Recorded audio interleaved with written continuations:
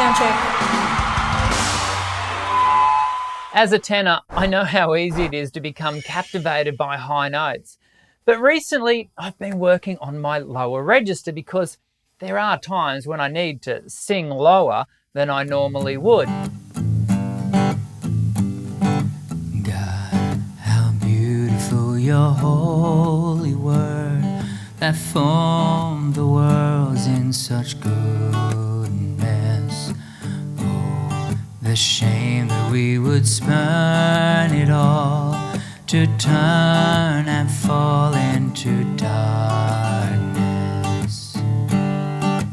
Let me show you one of the singing exercises that I've been doing to help me produce a balanced tone way outside my comfort zone. It's easy enough. Let me show you. It's a perfect fifth pitch glide descending in a semitone pattern. So it goes like this. Ya, ya, ya.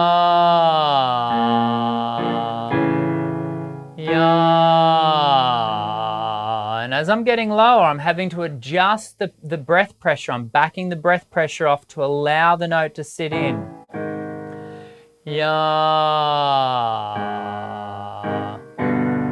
ya.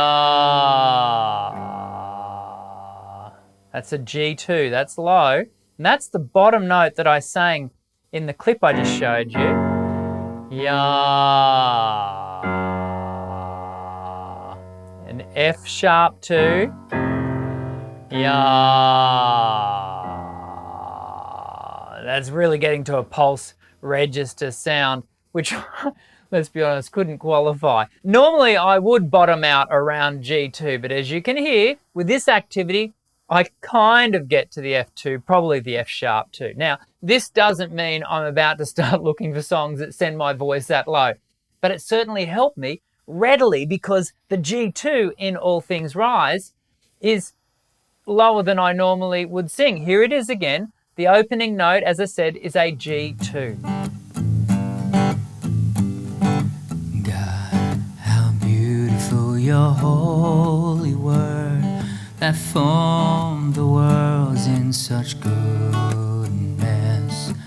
Oh, the shame that we would spurn it all to turn and fall into darkness. Admittedly, I cheat the note a little by adding some air to the core tone, but this works in with the general feel of the piece. Let me know what you think in the comments sections below.